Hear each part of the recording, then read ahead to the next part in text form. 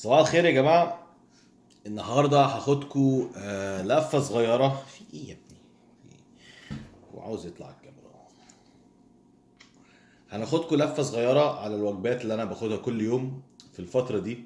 احنا دلوقتي 16 اسبوع من النيويورك برو. ودلوقتي في مرحلة 4 اسابيع، زي ما تقول ايه، اخر فترة ضخامة لغاية ما نخش ونعمل كاتنج جامد. سوري مستر موكلز.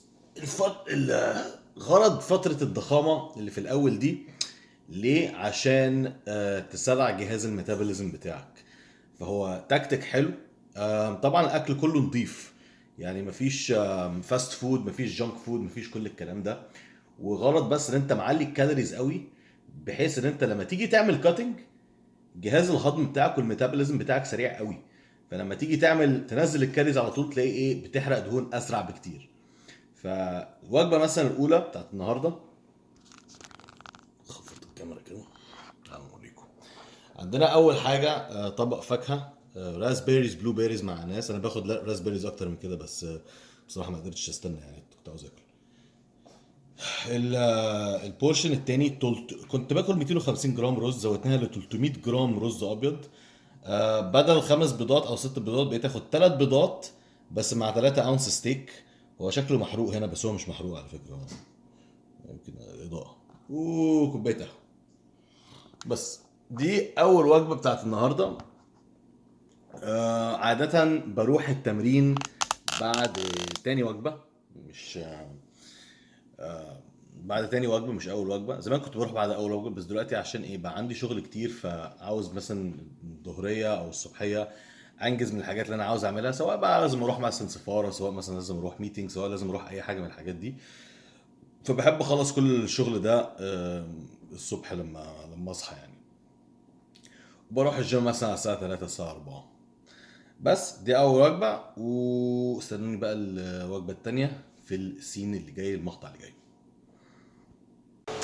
طيب يا جماعة، دلوقتي دخلنا على الوجبة الثانية. آم، عشان مراتي بتدرس، لأنها في آخر سمستر دراسي. فمين بقى اللي اتولى دلوقتي الطبيخ؟ أنا. الموضوع مش سهل. ده طبعا عشان ايه؟ كل برضو اللي بيقولوا انت عندك حد يطبخ لك وعندك حد يساعد لك. لا. طيب خليني اوريكم بنعمل ايه النهارده. اول حاجه، الفراخ لبقيه اليوم. طبعا انا ايه، مش بقطعها نصين زي الفيديو اللي فات، بس لسه بحط برضو ايه شوية باربيكيو صوص. والناس اللي بتقول انت ليه ما بتغسلش الفراخ في الفيديو اللي فات، ايها الذكي، الحرارة تقتل البكتيريا. مفيش اي معنى في اللي انت بتقوله. تغسلها ازاي ما بتغسلش الفراخ بالصابون؟ لو قلت لواحد في كندا هنا مش هيفهم اصلا انت بتقول ايه. أول حاجة. تاني حاجة، رز. المكنة دي سهلة قوي انك تعمل فيها رز.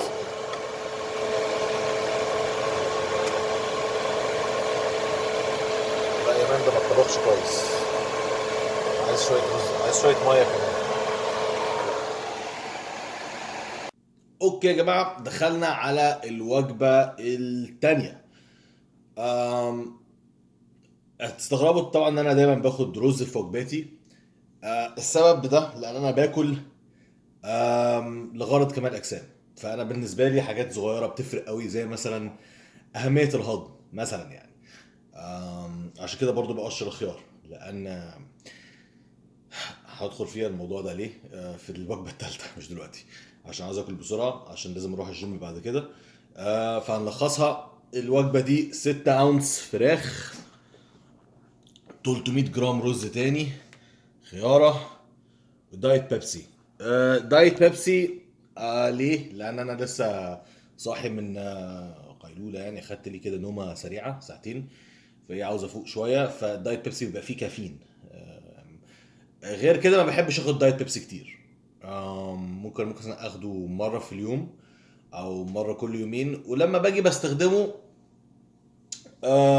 يعني تلاقيني بشرب نص الكان او ربع الكان، مش كل الكان اكتر، نص الكان مش كل الكان يعني. فبس دي الوجبه التانية، بسيطه جدا، nothing complicated. طبعا انتوا هتستغربوا من كميه الاكل، لان هو 300 جرام رز كتير، 6 اونس فراخ برضو كتير.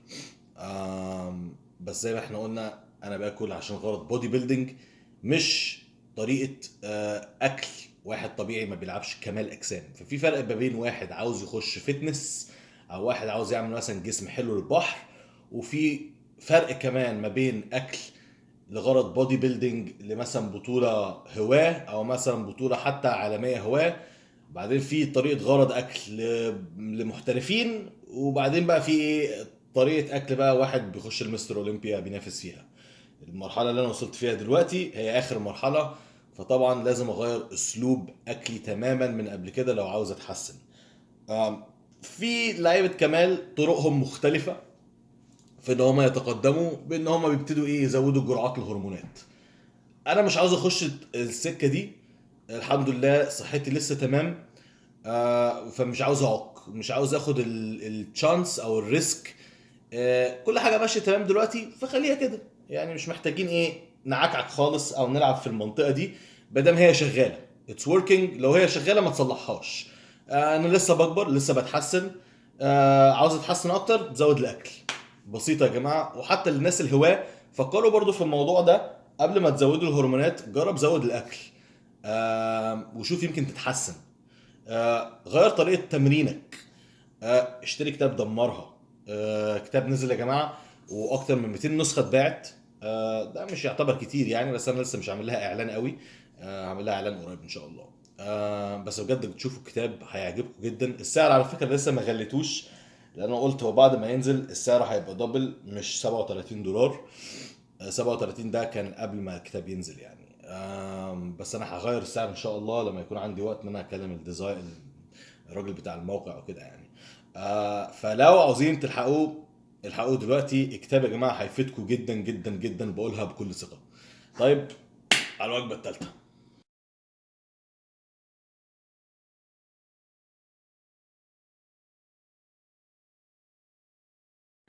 اوكي.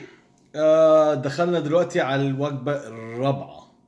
الوجبه الثالثه كانت البروتين شيك اللي بعد الورك اوت. ما صورتهاش عشان كنت لاعب رجلين وتعبان فشخ. الشيك كان عبارة عن 50 جرام واي ايسوليت، 50 جرام كارب باودر، 5 جرام او 7 جرام بي سي اي، 10 جرام جلوتامين، و5 جرام كرياتين مونوهيدريت.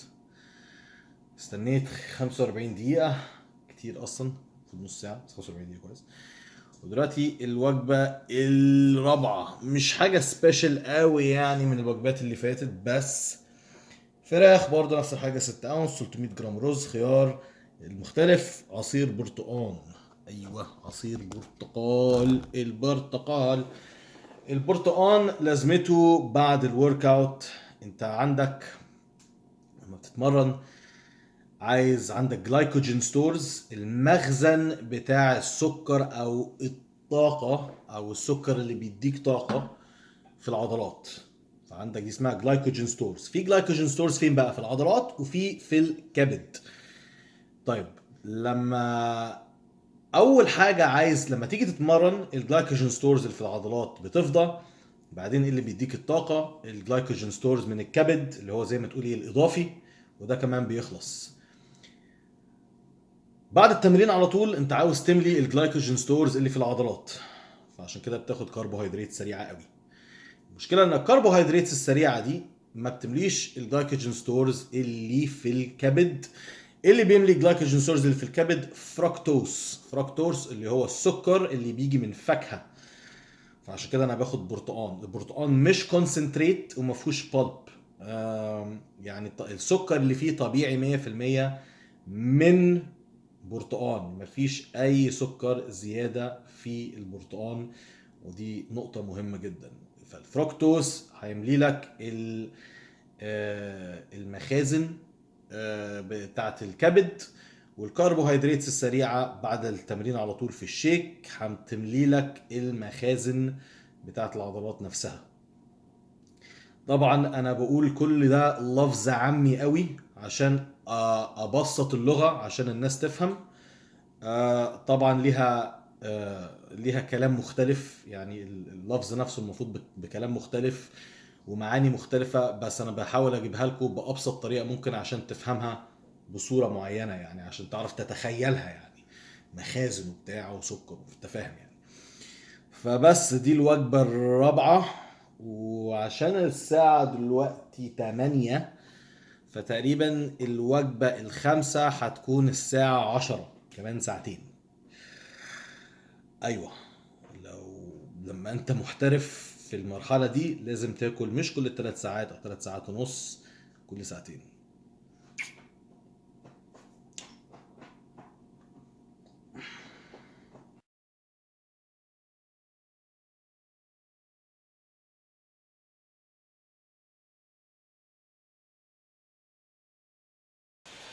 طيب وجبة دلوقتي رقم 5.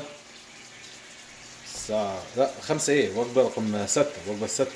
لسه في وجبة 7 نعملها كمان ساعتين. بس دلوقتي اللي بنعمله هوريكم. انا اشتريت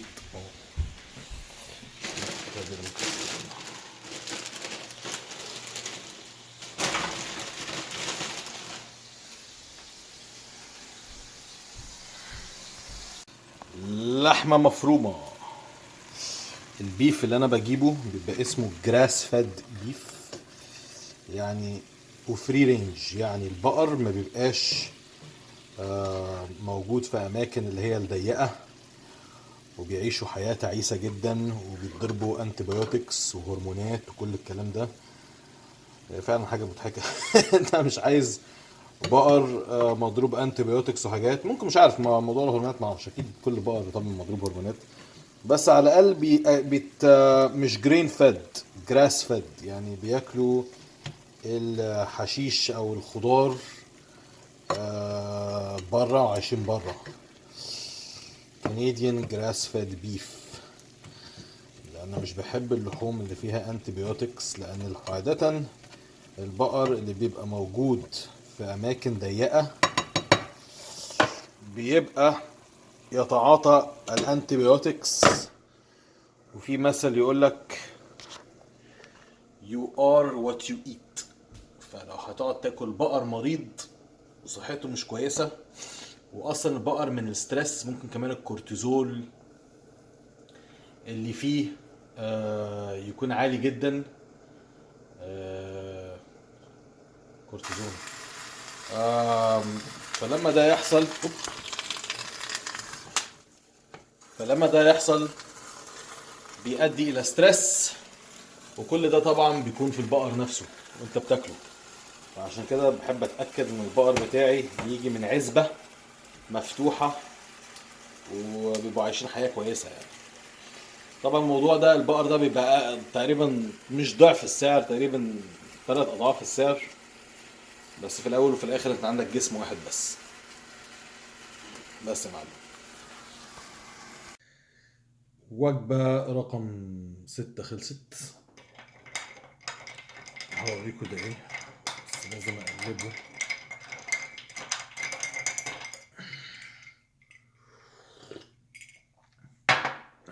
تعالوا بص يا معلم، خيار 6 أونس لحمة مفرومة مع 300 جرام رز وجلوتامين. طيب الجلوتامين لازمته ايه؟ احنا اتفقنا ان هو ملوش علاقة قوي ببناء عضل. قلت لكم قبل كده الموضوع ده في فيديوهات تاني قديمة، بس لو انت مشترك جديد فاديك هتعرف الجلوتامين اكتر اهمية ليه هي الحفاظ على آه، مش معدة كويسة بس، يعني جهاز هضمي عموما او البكتيريا اللي في جهاز الهضم بتاعك اللي هو المصارين يعني، اللي بالانجليزي اسمه جت هيلثي جت. طيب انت عندك بكتيريا كويسة، فالجلوتامين عامة بيحافظ على كل الكلام ده. It's good for the stomach، كويس للبطن، كويس للمصارين. وهو ده من الحاجات الأهمية، من أهمياته يعني أكتر مما هو بيحافظ على عضل. مفيش أي أبحاث أثبتت إن هو بيحافظ على عضل، آم، لكن في أبحاث كتيرة أثبتت إن هو فعلا بيساعد على having a healthy gut. وأحب أقول لكم حاجة ناس كتيرة مش عارفاها، إن المعدة أساس الصحة، يعني من أهم حاجات. وأنا لاحظتها طبعا على عبر السنين في الدايت وكده. اللي غريب يا معلم إن يعني مثلا لما أنا بعمل مثلا دايت وبجهز لبطولة، رغم الهرمونات اللي باخدها وكده، لما بمشي على دايت فترة طويلة آم، صحتي بتبقى أحسن بكتير من لما مثلا بنزل هرمونات قوي وباكل بقى اللي انا عاوزه بقى، فاهم، ماكدونالدز بقى وحلويات وشوكولاتات وكده. والموضوع ده انا شفته على تحاليل في الورق يعني. مش عاوز اوريكم تحاليل بصراحة بعد الاولمبيا، لان بس انا هقول لكم ان الحمد لله كانت كويسة يعني. مش عايز اكذب برضو ايه العين عليا او حاجة زي كده. بس الحمد لله كانت كويسة. اللي غريب ان عادة لما ماشي اوف مش بتمرن باكل جانك فود، باكل سكريات.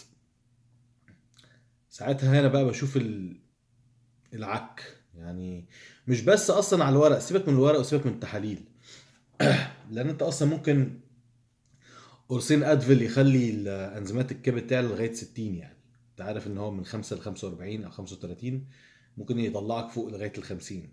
قرصين ادفل لو اخدت قرص مثلا قرصين قبل التحليل بتاعك هتلاقي انزيمات الكبد عليت شويه يعني. بس الاحساس حتى بتاعي بيبقى احسن بكتير وانا بجهز البطولات، غير التعب غير كل ده. بس عشان قاطع سكر خالص، وفعلا غير طبعا ال- يعني مئات العلوم اللي اثبتت ان السكر ده اساس كل امراض. انا ممكن فعلا اساند الابحاث دي واقول ان دي حقيقة، لان انتوا عارفين الوجع اللي في ظهري، المشكلة اللي في ظهري اللي قلت لكم عليها. ما بحسش بألم وانا على الدايت. يعني تخيل لما بتمرن مرتين في اليوم واوزان غبية وبجهز لبطولة 6 مرات في الاسبوع وببقى تعبان ميت، دي اكتر فترة مش بحس بألم ظهري. العجيب طبعا ان لما باكل جانك فود او في اوف سيزون، وقبل ما تقول لي انت مش بتحس بالالام لان هرمونات بتعمل ماسك للالم. وانا لما برضو في الاوف سيزون وشغال في السايكلز بتاعتي، بس باكل بقى اللي انا عاوزه، شوكولاتات ساعات وجانك فود مثلا 3 4 مرات في الاسبوع، بحس بألم ظهري. ف حافظوا يا جماعة على الأكل اللي انتوا بتاكلوه. You are what you eat. انت اللي انت بتاكله. لو بتاكل زبالة هتبقى زبالة، صحتك هتبقى زبالة. لو بتاكل أكل كويس هتبقى انت كويس. واصور لكم آخر وجبة، الوجبة السابعة. هنضطر نزق لغاية 4 الصبح. طيب يا جماعة، وصلنا دلوقتي إلى آخر وجبة في اليوم. عادة ساعات ممكن تبقى أكل أو ممكن تبقى شيك. لا، هو في شيك في الحالتين، بس قصدي الكربوهيدرات ممكن يا إما يجي من الشيك نفسه أو من الأكل نفسها. فأوريكم إزاي دلوقتي. أول حاجة بحط ألمون ميلك. طيب،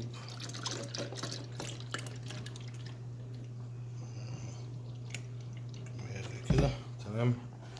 وبعدين بجيب الاوتس اند واي. ده بيبقى اوت ميل مع شوفان مع بروتين. ساعات لما مش ببقى تعبان قوي بعمل الشوفان بجد الحقيقي يعني، وباكله وبحط 2 سكوب واي بروتين ايزوليت. هنا معلش انا شايل الكاميرا فعشان كده عمال اهز الدنيا. طيب، احط هنا سكوب واحد،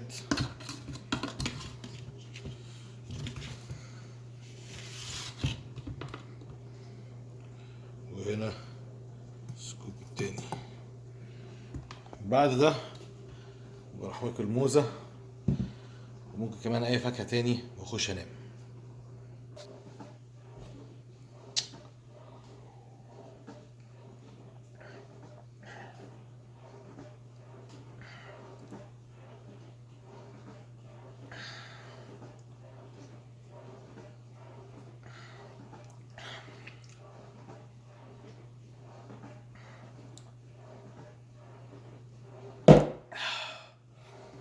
لسه.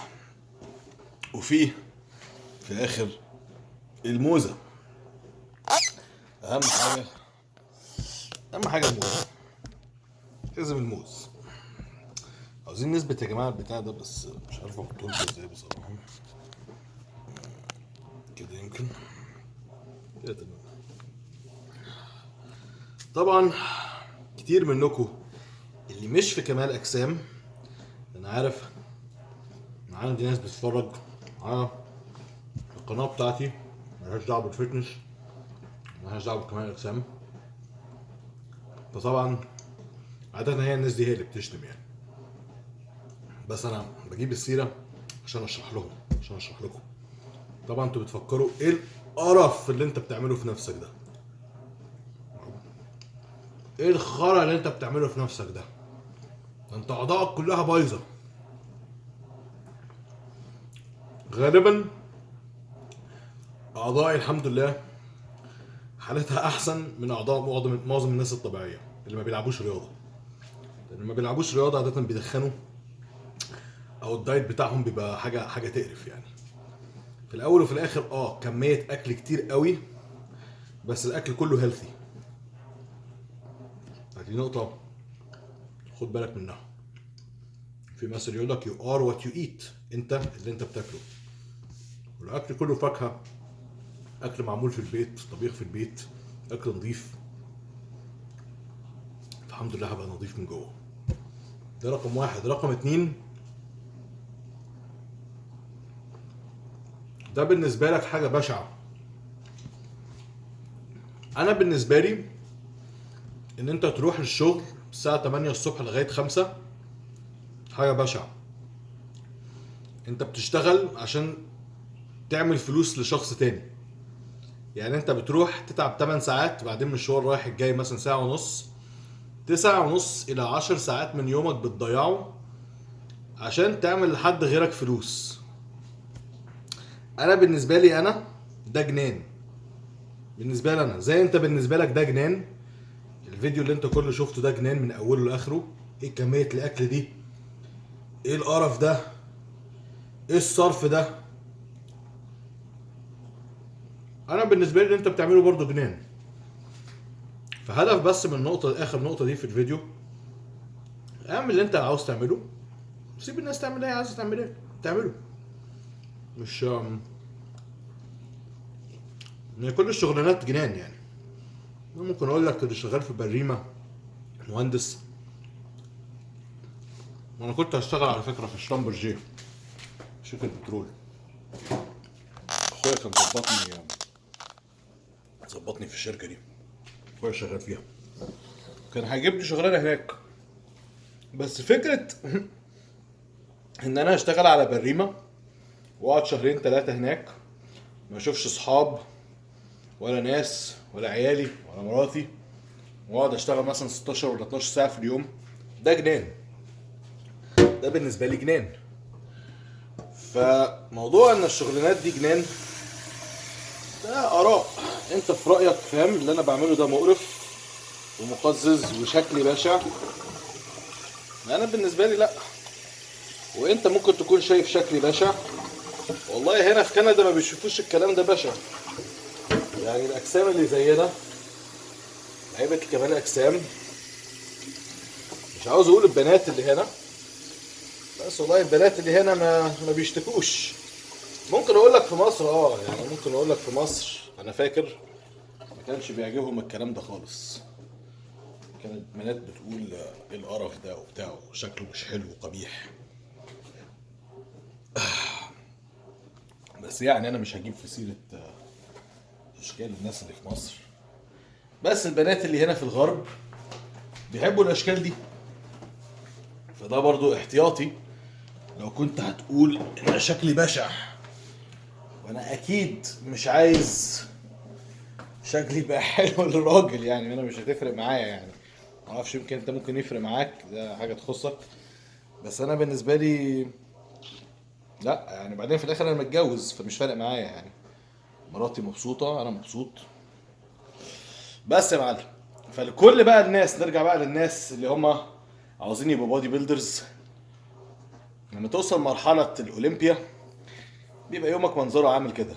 يعني انا بصحى اكل اكل اكل، طبيخ طبيخ طبيخ، طبعا حمام مثلا 4 5 مرات في اليوم، وشغل في النص، شغل بالليل الساعة دلوقتي 3:30 الصبح، واخش انام وبكره ريبيت.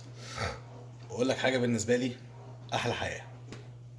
تصبحوا على خير، اشوفكم في الحلقه الجايه. عجبكم الفيديو ادوا ثامز اب واعملوا سبسكرايب.